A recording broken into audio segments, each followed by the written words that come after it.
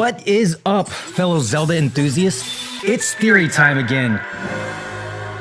But this time, I'm going to tell you why I think that there's definitely going to be dungeons and classic type Zelda bosses in the highly anticipated upcoming Zelda game, Tears of the Kingdom. See what I did there? Yes, that's right. I believe there are a few reveals that give us sufficient evidence to confidently conclude the return of monster-infested, puzzle-filled, aesthetic-themed, mind-bending dungeon crawlers we missed so much in Breath of the Wild. But before we do that, if you could hit the like button, it helps the channel out a lot. And don't forget to subscribe so you don't miss out on any cool Tears of the Kingdom or other Zelda-related content like this. Now let's get right into it. There has been a ton of speculation that there could be dungeons in Tears of the Kingdom for years now, though there is some doubt in the air for some fans. But a ton of old school Zelda lovers and some newer fans alike are hoping for the return of dungeons to the sequel to Breath of the Wild. So, do you remember before the Tears of the Kingdom title had been revealed and we all still called the game Breath of the Wild 2?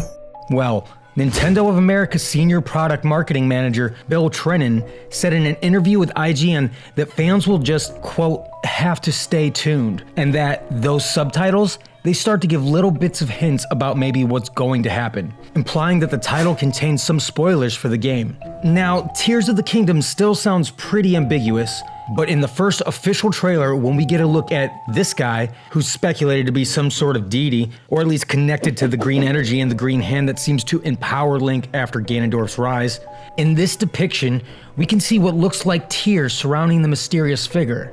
And there are 7 tiers to be exact. One thing you can count on Zelda for is collecting MacGuffins to ultimately progress through the game. And it's not unlike the Zelda series to put important plot points as the subtitle of the game. But almost always, Link collects these powerful artifacts in dungeons. And the fact that there are 7 depicted really gives me the feeling that we're gonna have to dungeon crawl through 7 different dungeons to collect these bad boys. That number 7 is also around the number of dungeons that are usually in a Zelda game. There's always 7 sages, or wise men, or magical stones, or pieces of Triforce being guarded deep in a dungeon by a badass monster that Link has to take on in order to achieve whichever goal applies. And the fact that there are no shrines visible in any of the trailers really gives me a good feeling that this could be the case. And I don't see Nintendo making a Zelda game without some sort of puzzle solving, shrines or trials or dungeons in the game. Not saying something like shrines aren't in the game, but they are obviously not made apparent and are not front and center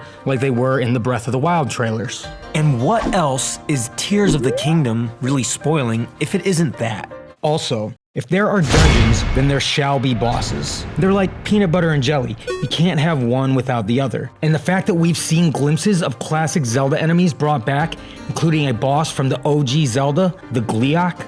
Now, maybe he's gonna be like at the level of the Lionel and scattered all over the overworld. But the fact that this character was a boss in a few dungeons in the past bodes well for this theory. Also, I was inspecting this blast of light from the Blood Moon when I was working on my theory about the Blood Moon resurrecting Ganondorf, which you can find right here if you want to check it out. And I did speculate it could be the Gleeok, but I also speculated it could be Goma or Moldorm. I think I meant Landmolas though. They're both worm-like creatures and bosses. But upon even further investigation, this silhouette also resembles Maldorak, a giant scorpion boss in Skyward Sword. So there's one boss return confirmed, and this silhouette could be a number of any different bosses. And you know that these trailers are just scratching the surface. There will be a ton of more twists and turns and awesome reveals once the game releases. Now, this is just a theory, but it's one that I think makes a lot of sense and gives me sweet, sweet hope that we will see the return of the classic Zelda dungeons in Tears of the Kingdom. So what do you guys think? Do you think that the dungeons are going to come back? Do you think that the bosses will return, whether they be in the dungeons or scattered all over the overworld? Let me know in the comments. Don't forget to like and subscribe so you don't miss out on any cool new Zelda content, and I'll see you guys soon in the next video.